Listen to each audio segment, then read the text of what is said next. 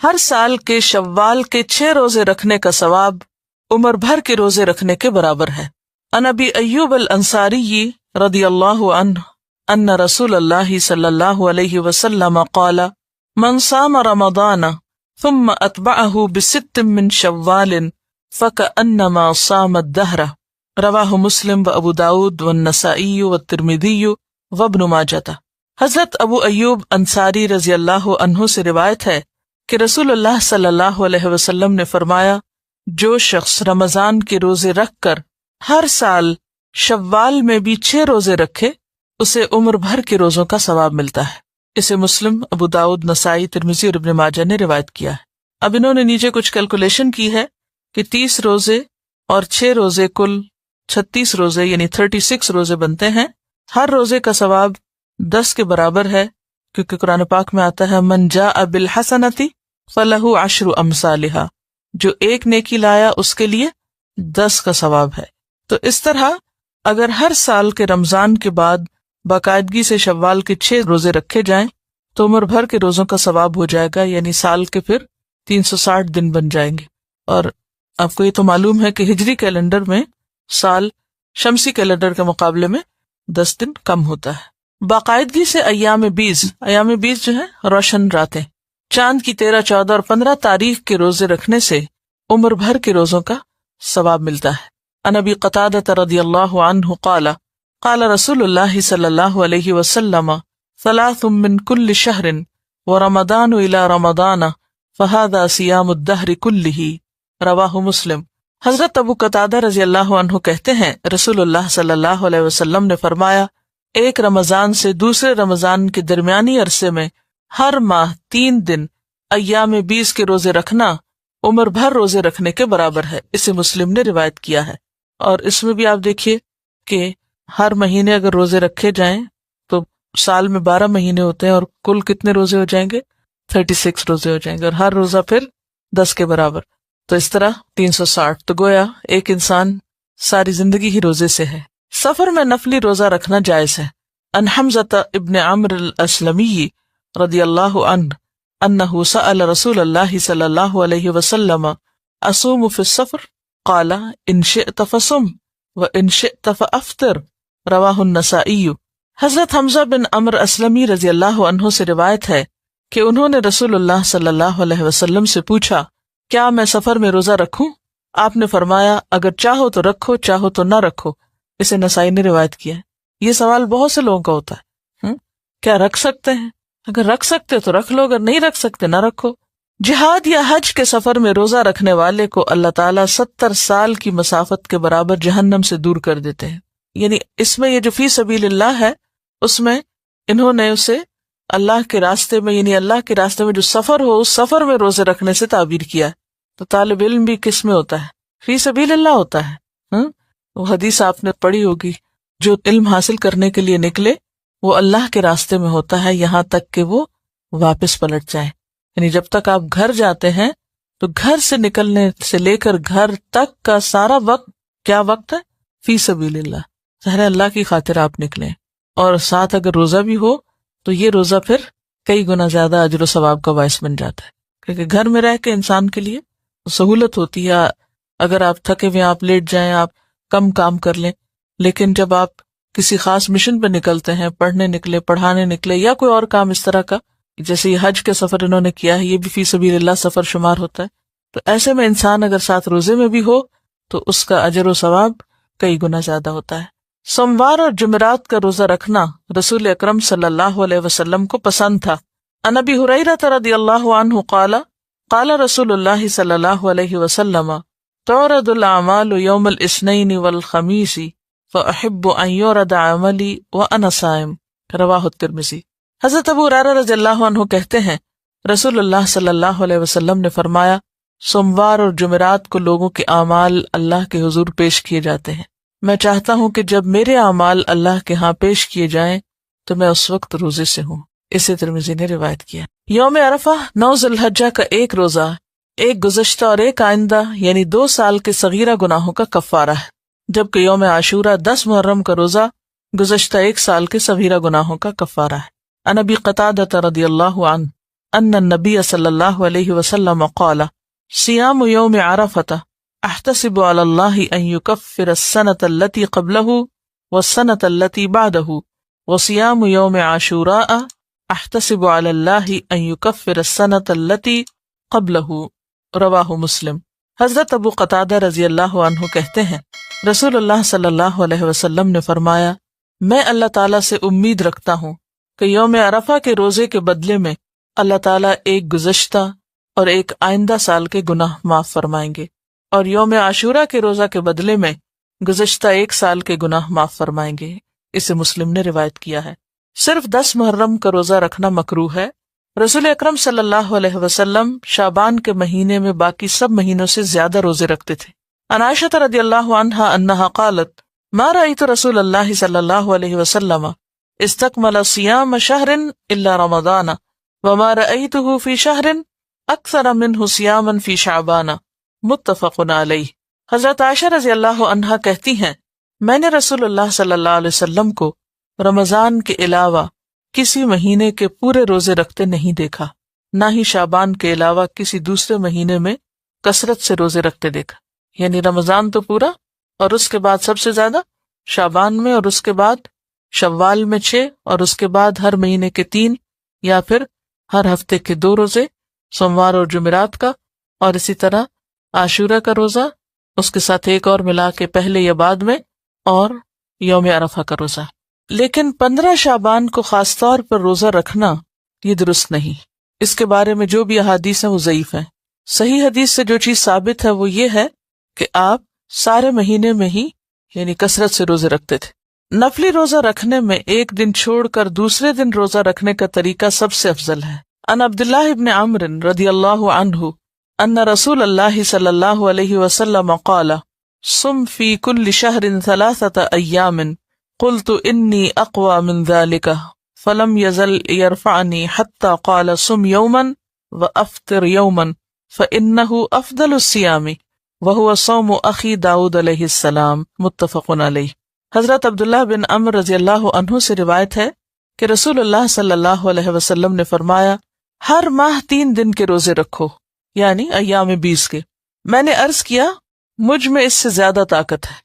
رسول اللہ صلی اللہ علیہ وسلم برابر مجھ سے روزے کم کراتے رہے، حتیٰ کہ آپ نے فرمایا ایک دن روزہ رکھو اور ایک دن چھوڑ دو، یہ افضل ترین روزے ہیں۔ میرے بھائی داؤد علیہ السلام کا یہی طریقہ تھا۔ اسے بخاری اور مسلم نے روایت کیا ہے۔ آپ نے داؤد علیہ السلام کو اپنا بھائی کس اعتبار سے کہا؟ نسب میں نہیں بلکہ دین میں اور نبوت میں۔ محرم کے مہینے میں روزہ رکھنے کی فضیلت۔ عن ابی ہریرہ رضی اللہ عنہ قال قال رسول اللہ صلی اللہ علیہ وسلم افضل الصیام بعد رمضان شہر اللہ المحرم وافضل الصلاة بعد الفریضۃ صلاة اللیل رواہ مسلم۔ حضرت ابو ہریرہ رضی اللہ عنہ روایت کرتے ہیں رسول اللہ صلی اللہ علیہ وسلم نے فرمایا رمضان کے بعد سب سے افضل روزے محرم کے روزے ہیں جو اللہ کا مہینہ ہے، اور فرض نماز کے بعد سب سے افضل نماز تہجد کی نماز ہے جسے صلاۃ اللیل کہتے ہیں۔ اسے مسلم نے روایت کیا ہے۔ سوموار کے روزے کی فضیلت۔ عن ابی قتادہ رضی اللہ عنہ قال سئل رسول اللہ صلی اللہ علیہ وسلم عن صوم الاثنین فقال فیہ ولدت وفیہ انزل علی رواہ مسلم۔ حضرت ابو قتادہ رضی اللہ عنہ کہتے ہیں رسول اللہ صلی اللہ علیہ وسلم سے سوموار کے روزے کے بارے میں سوال کیا گیا تو آپ نے فرمایا اس دن میں پیدا کیا گیا اور اسی دن مجھ پر قرآن نازل ہونا شروع ہوا۔ اسے مسلم نے روایت کیا ہے۔ ذی الحجہ کے پہلے 9 روزے رکھنا مستحب ہے۔ ذی الحج کے مہینے میں جو پہلے 9 دن ہے، کیونکہ 10ویں تاریخ کو تو عید ہوتی ہے، کیونکہ وہ دن بہت افضل ایام ہے، یعنی ان دنوں میں کوئی بھی نیک عمل کرنا بہت زیادہ اجر و ثواب کا باعث ہے۔ ہر ماہ کوئی سے 3 روزے رکھنا مستحب ہے۔ ہر ماہ کے پہلے سوموار اور پہلی دونوں جمعراتوں کے روزے رکھنا بھی آپ صلی اللہ علیہ وسلم کا معمول تھا۔ یعنی اس میں آپ دیکھیے کہ مختلف طرح کے آپ کے پاس آپشنز ہیں۔ عن بعض ازواج النبی صلی اللہ علیہ وسلم ان رسول اللہ صلی اللہ علیہ وسلم کان یصوم 9 من ذی الحجہ ویوم عاشورہ و3 ایام من کل شہر اول 2 من الشہر وخمیسین رواہ النسائی۔ نبی اکرم صلی اللہ علیہ وسلم کی کسی زوجہ محترمہ سے روایت ہے کہ رسول اکرم صلی اللہ علیہ وسلم ذی الحجہ کے پہلے 9 روزے اور عاشورہ کا روزہ رکھتے، نیز ہر ماہ میں 3 روزے رکھا کرتے، ایک روزہ ہر ماہ کے پہلے سوموار کو اور ہر ماہ کی پہلی 2 جمعرات کو۔ تو اس سے پتہ چلتا ہے کہ یا تو 3 ایام 20 کے روزے رکھ سکتے ہیں، یا یہ ہے کہ آپ ہر ہجری مہینے کے دوسرے نہیں، ہجری مہینے کے پہلے سوموار اور پھر پہلے 2 جمعرات، اس طرح بھی 3 پورے کر سکتے ہیں۔ کیونکہ بعض اوقات ایسا ہوتا ہے نا کہ ان 3 دنوں میں آپ کو نماز نہیں پڑھنی، روزہ نہیں رکھنا، تو اس کے پھر آلٹرنیٹ کے طور پر یہ دوسرا طریقہ بھی اختیار کیا جا سکتا ہے۔ ویسے تو نفلی روزہ کبھی بھی آپ رکھ سکتے ہیں۔ نفلی روزے کی نیت دن میں زوال سے پہلے کسی وقت بھی کی جا سکتی ہے، یعنی اگر آپ نے کچھ کھایا پیا نہیں صبح سے تو ظہر سے پہلے آپ اس کی نیت کر سکتے ہیں۔ نفلی روزے کی قضا واجب نہیں، اسی طرح آپ کسی بھی وقت اس کو کھول سکتے ہیں دن میں اگر وہ بھاری ہو رہا ہو پر، اور اس کی قضا بھی پھر بعد میں نہیں دینا ہوگی۔ نفلی عبادت میں اعتدال اور میانہ روی افضل ہے۔ صیام 40 مسلسل 40 روزوں کا چلہ سنت رسول صلی اللہ علیہ وسلم سے ثابت نہیں، یعنی بعض لوگ 40 دن کے روزے رکھتے ہیں تو اس کی کوئی حقیقت نہیں۔ زیادہ افضل عمل وہ ہوتا ہے جس میں ہمیں دلیل مل جائے اور جو نبی صلی اللہ علیہ وسلم کا طریقہ ہو۔ الصیام الممنوع والمکروہ، ممنوع اور مکروہ روزے۔ عید الفطر اور عید الاضحیٰ کے روزے رکھنا منع ہے۔ عن ابی عبید رضی اللہ عنہ قال شہدت العید مع عمر بن الخطاب رضی اللہ عنہ فقال هذان یومان نہى رسول اللہ صلی اللہ علیہ وسلم عن صیامہما یوم فطرکم من صیامکم والیوم الآخر تأکلون فیہ من نسککم، رواہ البخاری۔ حضرت ابو عبید رضی اللہ عنہ کہتے ہیں میں نے عمر بن خطاب کے ساتھ نماز عید ادا کی۔ حضرت عمر نے کہا ان 2 دنوں کے روزے رکھنے سے نبی اکرم صلی اللہ علیہ وسلم نے منع فرمایا ہے۔ پہلا دن جب تم اپنے روزے ختم کرو، دوسرا دن جب تم قربانی کا گوشت کھاتے ہو۔ اسے بخاری نے روایت کیا ہے۔ روزے ختم کرو سے مراد عید الفطر ہے، اور قربانی کا گوشت عید الاضحیٰ میں کھایا جاتا ہے۔ صرف جمعہ کے دن کا روزہ رکھنا مکروہ ہے۔ اگر کوئی شخص اپنے معمول کے مطابق جمعہ کو روزہ رکھے تو جائز ہے۔ مثلاً اگر کوئی شخص ہر دوسرے یا تیسرے دن روزہ رکھنے کا عادی ہے اور کسی دن جمعہ کا روزہ آ جاتا ہے تو وہ جائز ہے، جیسے صوم داؤدی میں ایک دن چھوڑ کے ایک دن روزہ رکھتے ہیں تو اس صورت میں درست ہے، ورنہ خاص طور پر جمعے کی نیت کر کے کہ یہ بہت مبارک دن ہے، اس دن زیادہ ثواب ہوگا، ایسا کرنا درست نہیں، کیونکہ سنت سے اس کی دلیل نہیں۔ عن ابی ہریرہ عن النبی صلی اللہ علیہ وسلم قال لا تختصوا لیلۃ الجمعۃ بقیام من بین اللیالی ولا تخصوا یوم الجمعۃ بصیام من بین الایام الا ان یکون فی صوم یصومہ احدکم، رواہ مسلم۔ حضرت ابو ہریرہ رضی اللہ عنہ سے روایت ہے کہ نبی اکرم صلی اللہ علیہ وسلم نے فرمایا جمعہ کی رات، یعنی جمعہ اور جمعرات کی درمیانی رات جو ہوتی ہے نا، جمعرات جب ختم ہوتی ہے اور اگلے دن جمعہ ہوتا ہے تو وہ رات بیچ کی، اس کو قیام اللیل کے لیے مقرر نہ کرو، فکس نہ کرو، اور نہ جمعہ کے دن کو روزے کے لیے مخصوص کرو۔ ہاں اگر کوئی شخص روزہ رکھنے کا عادی ہو اور اس میں جمعہ آ جائے تو پھر جائز ہے۔ اسے مسلم نے روایت کی، یعنی بالکل واضح حدیث ہے۔ ہمارے ہاں بعض لوگ شب جمعہ مناتے ہیں اور وہ اسی رات کو زیادہ عبادت کرتے ہیں، حالانکہ اس سے منع کیا گیا ہے کہ صرف اس رات کو مخصوص نہ کیا جائے۔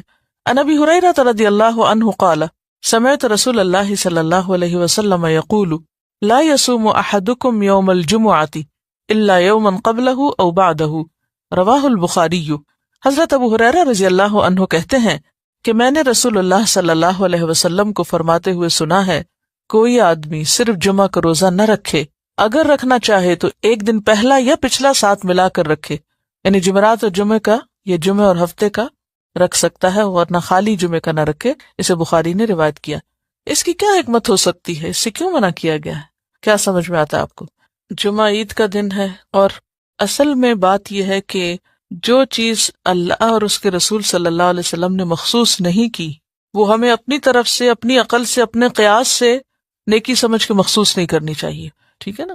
کیونکہ اگر کوئی چیز قیاس کے ذریعے عبادت بن سکتی تو پھر یہ جمعے کی رات کو ہماری تصور اور خیال میں ایک نیکی کی رات سمجھا جاتا ہے، تو یہ سوچ کے کہ اس دن کا ثواب زیادہ ہے کیونکہ جمعے کے دن کے کئی فضائل ہیں، لیکن اسی دن روزہ رکھنے سے منع کر دیا گیا۔ تو اصل حکم کیا ہے کہ ما آتاکم الرسول فخذوہ وما نہاکم عنہ فانتہوا، جو وہ دیتے ہیں تم کو لے لو، جس سے روکتے ہیں رک جاؤ۔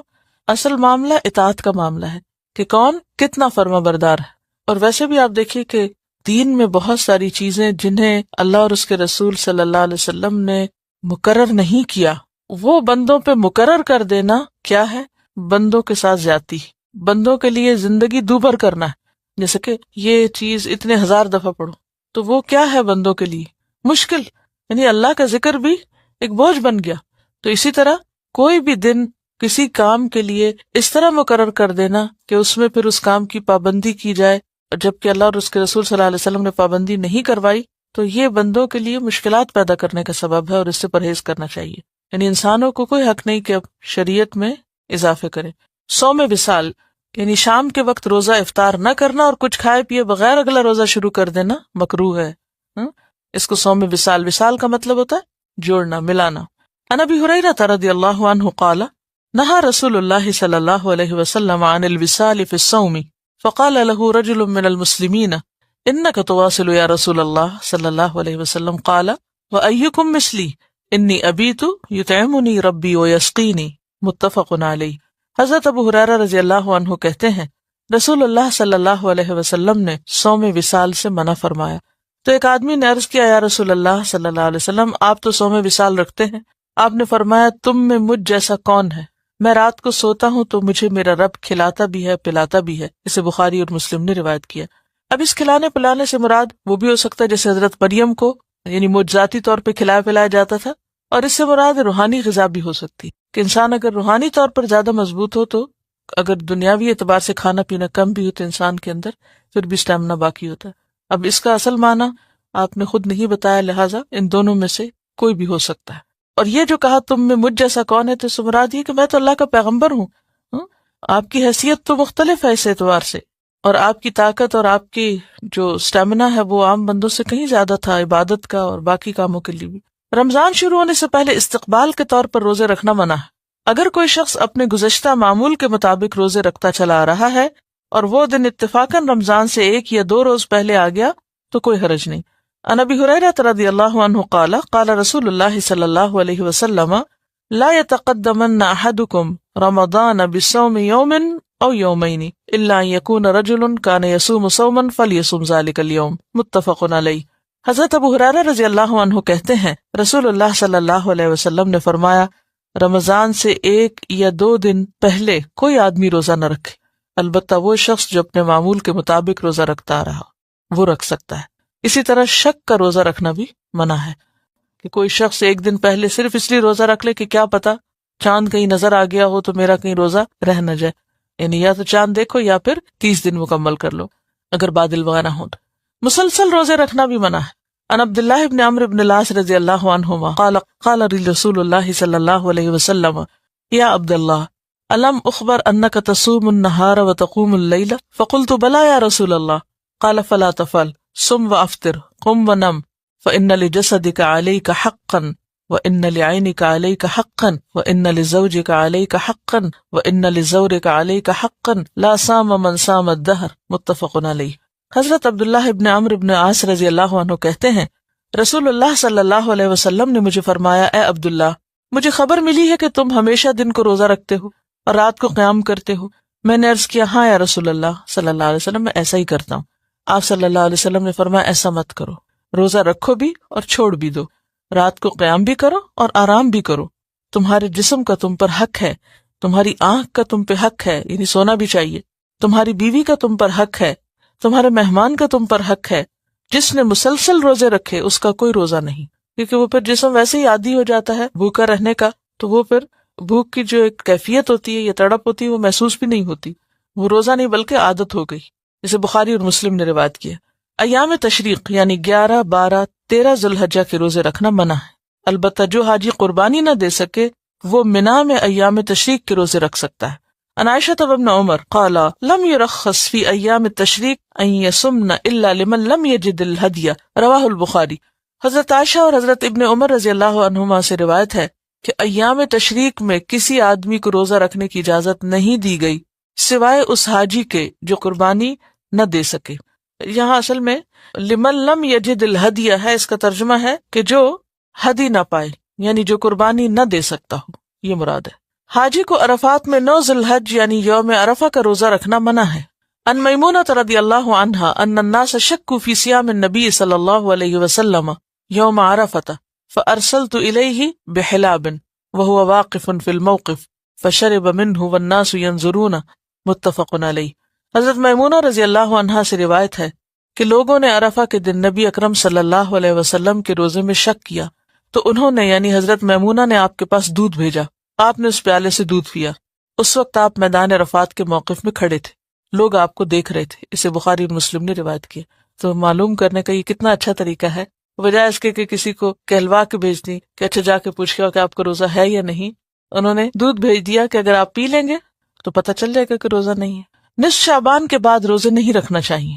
عن ابی ہریرہ رضی اللہ عنہ قال قال رسول اللہ صلی اللہ علیہ وسلم اذا بقی نصف من شعبان فلا تصوموا، رواہ الترمذی۔ حضرت ابو ہریرہ رضی اللہ عنہ کہتے ہیں رسول اللہ صلی اللہ علیہ وسلم نے فرمایا جب نصف شعبان باقی رہ جائے یعنی رمضان سے 15 دن پہلے تو نفلی روزے نہ رکھو۔ اسے ترمذی نے روایت کی۔ کیوں منع کیا گیا؟ تاکہ رمضان کے لیے طاقت بحال ہو جائے۔ عورت کا اپنے شوہر کی اجازت کے بغیر نفلی روزہ رکھنا منع ہے۔ عن ابی ہریرہ رضی اللہ عنہ ان رسول اللہ صلی اللہ علیہ وسلم قال لا تصوم المرأة وزوجها شاهد یوما من غیر شہر رمضان الا باذنہ، رواہ الترمذی۔ حضرت ابو ہریرہ رضی اللہ عنہ سے روایت ہے کہ رسول اکرم صلی اللہ علیہ وسلم نے فرمایا کوئی عورت اپنے شوہر کی موجودگی میں اس کی اجازت کے بغیر سوائے رمضان کے روزوں کے نفلی روزے نہ رکھے۔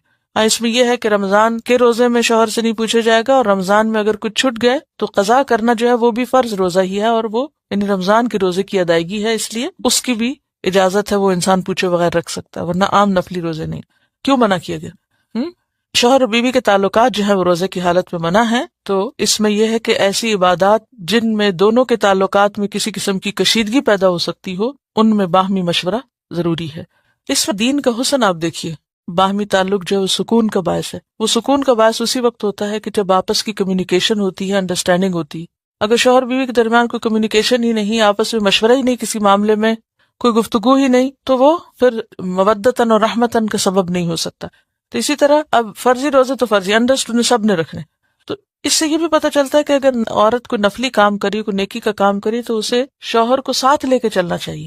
ٹھیک ہے نا، مثلا آپ قرآن پڑھ رہے ہیں تو اس میں شوہر کو بھی ساتھ لے کے چلنا، یہ نہیں کہ جو پڑھ کے گئے بس خاموشی گھر میں جا کے کچھ شیئر نہیں کیا، نہیں، شیئر کیا کرے، ڈسکس کیا کرے، یہ پڑھا ہے، یہ نہیں کہ وہ فتوے دینا شروع کر دیں یا پڑھانا ان کو شروع کر دیں، لیکن ان کے ساتھ ڈسکس کرے۔ ان کے سوال یہ تھا کہ کیا شوہر بیوی کی اجازت کے بغیر روزہ رکھ سکتا ہے؟ تو اس میں آپ دیکھیں پیچھے حضرت عمرو بن العاص جب آپ صلی اللہ علیہ وسلم نے جب کہ کثرت سے نفلی روزے رکھتے تھے تو انہوں نے کیا کہا کہ تمہاری بیوی کا بھی تم پر حق ہے۔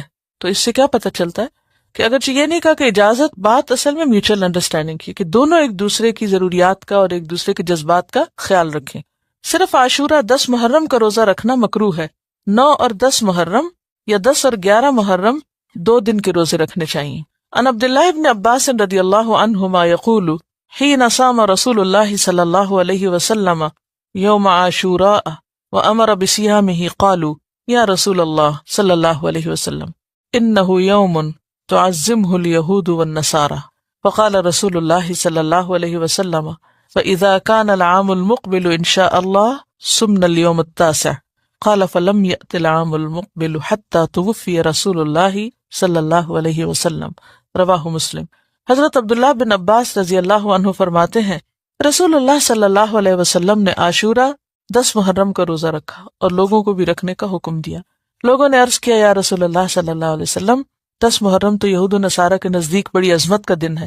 آپ نے فرمایا اچھا، آئندہ سال ہم انشاءاللہ 10 محرم کے ساتھ 9 محرم کا روزہ بھی رکھیں گے۔ لیکن آئندہ سال آنے سے پہلے ہی رسول اللہ صلی اللہ علیہ وسلم اس دنیا سے رخصت ہو گئے۔ اسے مسلم نے روایت کیا۔ یوم عاشورہ 10 محرم کی فضیلت کی وجہ یہ ہے کہ جب رسول اکرم صلی اللہ علیہ وسلم مدینہ منورہ تشریف لائے تو یہودی 10 محرم کا روزہ رکھتے تھے۔ ان سے وجہ پوچھی گئی تو انہوں نے کہا اس روز اللہ تعالیٰ نے موسیٰ علیہ السلام کو فرعون پہ غلبہ عطا کیا تھا، لہٰذا ہم شکرانے کے طور پر اس دن کا روزہ رکھتے ہیں۔ رسول اللہ صلی اللہ علیہ وسلم کو یہ بات معلوم ہوئی تو آپ نے فرمایا یہودیوں کی نسبت ہم موسیٰ علیہ السلام کے زیادہ قریب ہیں، اور مسلمانوں کو اس دن کا روزہ رکھنے کا حکم دیا۔